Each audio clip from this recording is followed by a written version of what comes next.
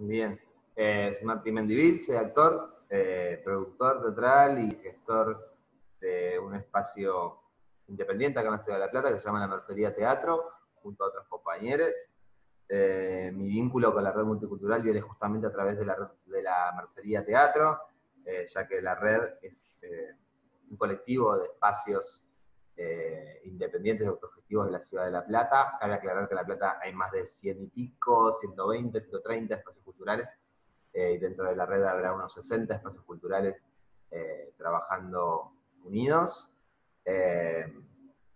Y la red multicultural comenzó como un armado de espacios y luego con el tiempo fue cambiando, y hoy es una red que contiene un montón de otras redes de músicos, de danza, bueno, de diferentes disciplinas de la ciudad. Y eso es la red, un lugar de contención, un lugar de militancia, un lugar de organización para el sector, para poder pensar constantemente en cuál es la mejor salida y por qué no pensar política pública, porque como parte de la sociedad somos capaces de poder pensar política pública y proponer esa política pública. Así que eso es la red multicultural. Bien, la multicultural nace en un inicio por una necesidad que era tener una ley de habilitación para los espacios culturales en la Ciudad de La Plata, una ordenanza habilitatoria, ya que no existía una ordenanza que habilite específicamente esos espacios. En su momento había diferentes coordinadoras, que hoy también existen, de espacios culturales, que se juntaron para poder pensar en una ley de habilitación para esos espacios. Así nace la multicultural. Luego va variando y como todos estos espacios colectivos y multidisciplinarios, nada, empiezan a variar un montón las cuestiones y es muy constante el cambio de todo, pero así nació la red multicultural y se logró ese objetivo inicial, ya que hoy en la Ciudad de La Plata existe una ordenanza, que es la 11.301, que es la ordenanza que contiene a los espacios culturales de la Ciudad de La Plata. Eso es gracias a la militancia de muchos compañeros y compañeras de muchos años que han militado ese objetivo y se logró tener esa ordenanza habilitatoria. Esa ordenanza se aprobó en el 2015, se reglamentó, en el 2015 se reglamentó algunos meses después, y va variando la implementación, ¿no? Siempre. Es como, no es constante. Hoy por hoy, la verdad que no se está implementando. Yo formo parte a la vez de la Comisión de Coordinación de Políticas Culturales, que es una comisión que se da dentro de esa misma ordenanza, que está integrada por el Consejo Deliberantes, por un concejal o concejala de la oposición y una concejala por el oficialismo, y a la vez representantes de la Secretaría de Cultura y de los espacios culturales. Y la verdad que es muy complejo porque la voluntad del gobierno local hoy no es la que debería ser para que esas cosas se cumplan y se lleven adelante. Digo, estamos como, esa comisión justamente resguarda el funcionamiento de la reglamentación de esa ordenanza, y lo que está pasando hoy es que no se está dando como debería darse, pero bueno, es también tarea de muchos de nosotros estar ahí resguardando y peleando para que eso se dé. Bien, no hemos recibido ningún tipo de ayuda, ningún tipo de alcance por parte del gobierno municipal en esta época de pandemia, la verdad que no. Y incluso está muy complicado el diálogo con el gobierno municipal. Digo, no tenemos acceso real al diálogo.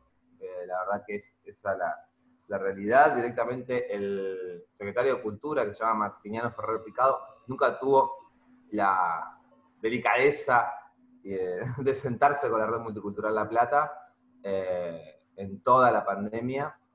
Sí nos hemos sentado diferentes participantes de la red multicultural con el director de cultura, pero bueno, porque ocupamos diferentes lugares o a través de diferentes coordinadoras, pero la verdad que no ha habido una reunión y bueno, la verdad que es muy, muy penosa el comportamiento del gobierno local con respecto a la cultura del arte independiente de la ciudad. Claro, por supuesto. ¿Y ustedes cómo se han venido organizando? ¿Qué tipo de movilizaciones han hecho exigiendo pues la ordenanza. Justamente sabemos que hay una ordenanza desde agosto que se está impulsando, que decrete la emergencia cultural en La Plata. ¿Qué tipo de acciones se están tomando? ¿Cómo se están haciendo visibilizar? Inicialmente, digo, hay algo de lo que creemos, estamos convencidos que la organización es fundamental, digo, organizarnos, estudiar las posibilidades, estudiar, bueno, los diferentes tipos de legislaciones, tanto municipales como provinciales, existentes o con posibilidad de existir, digo, posibles legislaciones. Es una, Esa es una línea en la que trabajamos un montón desde la multicultural.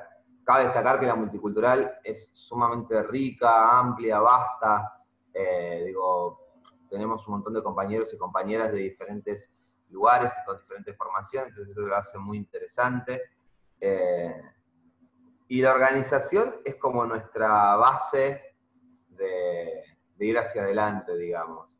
Y en cuanto a movilizarnos y demás, la verdad que fue algo que pensamos un montón, justamente por el tema de la pandemia, entonces estamos convencidos que tenemos que cuidarnos, que hay que cuidarse para cuidar el sistema y demás. Sabemos que no es chiste, que la verdad que es muy compleja la situación.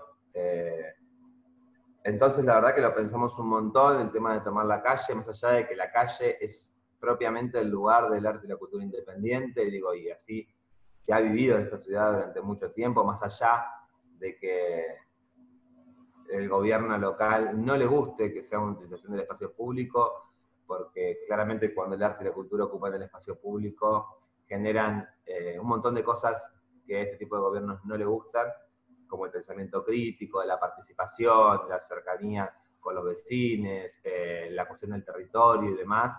Digo, no está en su línea ideológica, porque este gobierno, como todos saben, responde a una línea ideológica neoliberal que va, entre otras tantas cosas, por el tema del individualismo, ¿no? Más que nada, y que lo colectivo es algo que no le suena bien.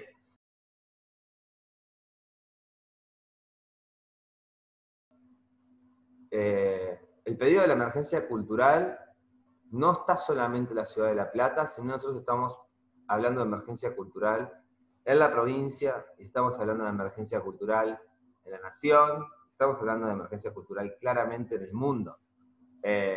No es algo caprichoso, digo, es algo que es muy real. Además, con el arte y la cultura pasó algo que ya veníamos claramente, quienes formamos parte de eso, incluyendo, viendo, analizando, y la pandemia lo puso como muy de manifiesto, que es la histórica precarización del sector. Es un sector, es muy extraño lo que pasa, porque es un sector que está muy bien identificado, digo, por la sociedad y por la clase política y demás, y es un sector que muchas veces es útil para todos y para todas, útil en todos los términos que se les ocurra, pero que nunca fue pensado como tal, digo, desde el Estado, ¿no? Digo, sí hubo gobiernos que pensaron un poco más, como también hubo gobiernos que pensaron un poco menos, y gobiernos en que directamente no pensaron, o pensaron cómo hacer para eliminarlo a eso, ¿no? Como es el gobierno de hoy, que claramente tiene un objetivo de eliminar el arte y la cultura popular. Estamos hablando de un sector que es un sector de laburantes, ¿no? De trabajadores y trabajadoras, que es un sector que es productivo, que muchos de los centros culturales dan muchísimo trabajo, que muchos de los artistas a la vez son formadores no formales, digo, educadores no formales. Hay como un gran despliegue alrededor de este concepto que se trata de invisibilizar constantemente y de menospreciar constantemente. Entonces, bueno, creemos que, como estamos convencidos que hay que pelearla, nada, creemos que esta pandemia también nos da esa posibilidad, ¿no? De poder empezar a concretar ciertas cuestiones y ponerlas en papel, esas cuestiones, para que funcionen. La verdad que el gobierno nacional ha hecho, digo, ha hecho bastantes esfuerzos en función de poder sostener A ver, hay algo que también hay que contar, que es que sin estos espacios, o sin los espacios culturales de la nación, las salas teatrales independientes de la nación y demás, la oferta oficial de cualquier gobierno con respecto al arte y cultura es muy escasa. Es decir, que estos espacios cumplen una función que el Estado debería estar cumpliendo ya hace años, históricamente, de organización, de llegada a la comunidad y demás, ¿no? Entonces, primero quiero rescatar eso para poder poner bien en claro por qué el gobierno nacional hace lo que hace, ¿no? Y que es, en parte, un reconocimiento a la labor que se lleva hace años en nuestro país con respecto a la organización del arte y la cultura. Sí, el gobierno nacional ha implementado diferentes programas, planes para contener. Es verdad que no hay Estado que alcance a cubrir todas las necesidades que surgen, digo, y eso hay que ser muy consciente. Son paliativos. Pero sí ha estado trabajando, nosotros estamos en diálogo con el gobierno nacional, con el gobierno provincial, no con el gobierno municipal porque no hay diálogo. Yo creo que no ha habido una reinventada real. Lo que ha habido es un intento de sobrevivir. No lo tomo como una reinvención. Es un intento de poder sobrevivir y, bueno, y ver cuáles son las herramientas que hay a mano y ver cómo se puede llevar eso adelante. Porque la verdad que cuando hablamos de reinventarnos, nosotros como sector nos pensamos, como decíamos hoy, y lo somos, como trabajadores y trabajadoras, y reinventar el trabajo, ya sabemos que no es tan, o repensar el trabajo, sabemos que no es tan sencillo, que es un proceso, y cuando hablamos de trabajo hablamos de monetizar, ¿no?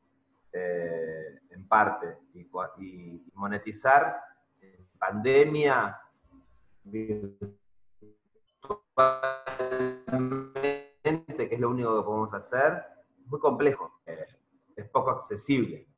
Así que la verdad que es más que nada sobrevivencia, y si hablamos de reinventarnos, yo creo que recién ahora podemos llegar a pensar un poquito más en profundidad de cómo reinventarnos para el año que viene, pero es tan incierta la cuestión, porque uno se reinventa, está bien, está repensando algo, ¿no? Pero uno para repensar algo necesita ciertos nortes, que hoy no los tenemos. Entonces es muy complejo reinventarse sin nortes, ¿no? Es como muy inestable. Por eso yo digo que para mí no es una reinvención, sino es un estado de sobrevivencia, un estado de sobrellevarla de la mejor manera que se pueda sobrellevar. Pero no creo en esa reinvención, no creo en todo eso.